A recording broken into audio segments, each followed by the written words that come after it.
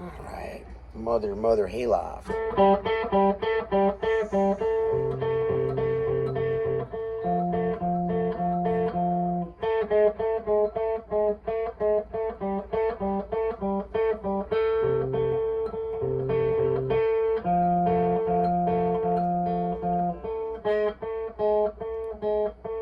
G string, the G and the A string,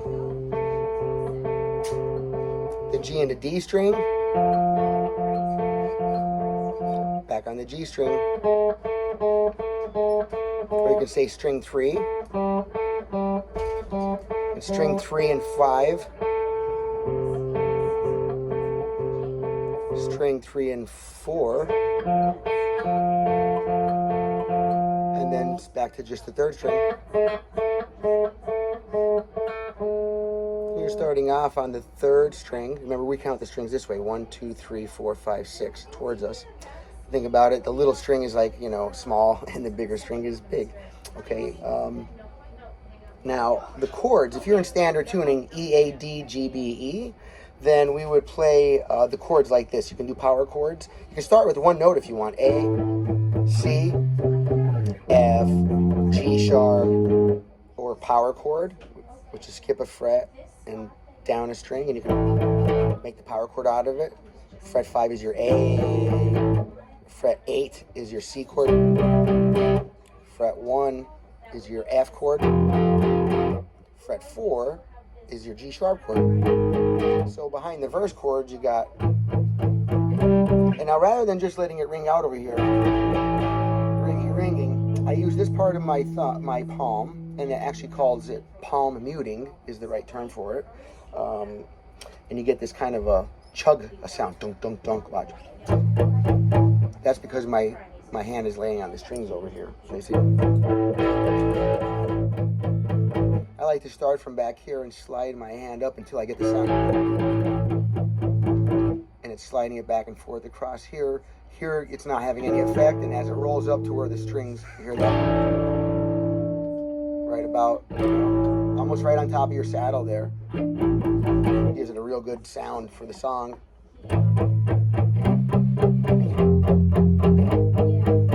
And then that's how the rest of the song is going to go. Now, for the sake of ease, and for those that aren't far along yet in their guitar studies and they still want to play this song, doing the power chord can be hard at first. So I just take the 6th string and I lower its tuning down to D.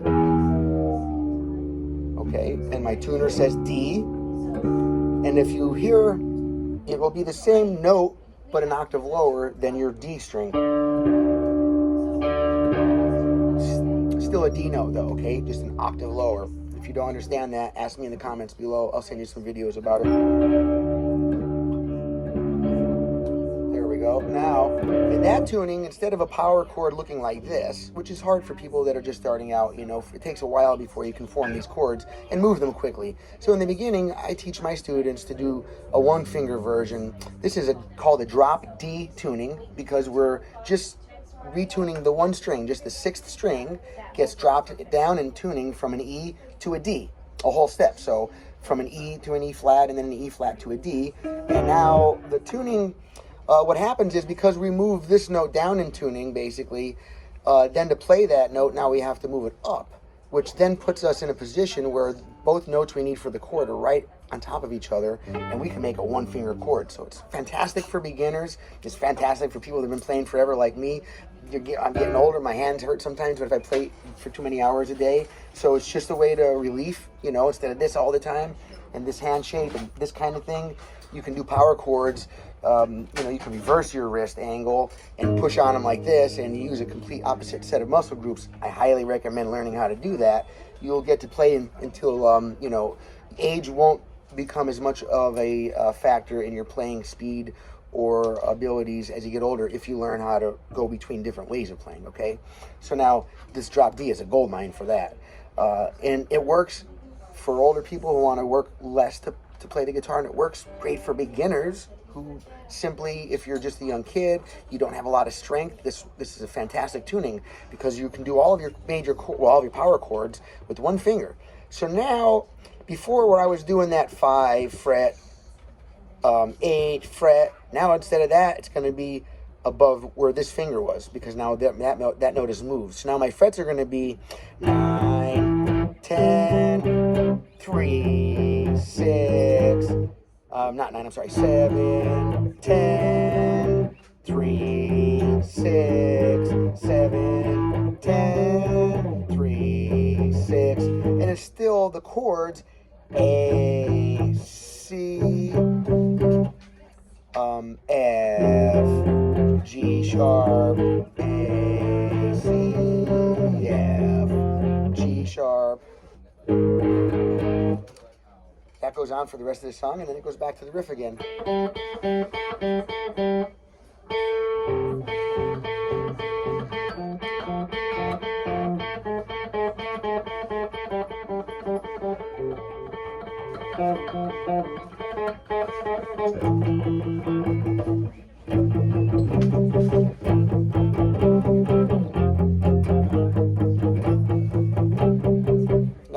I like to back my fingers up, so if I'm pushing with my first finger, I will lay these other fingers on top of it just for added strength, right?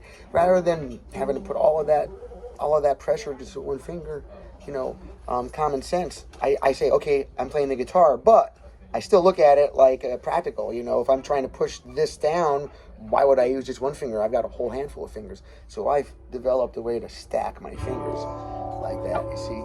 And it's like really, really, really makes like one big finger.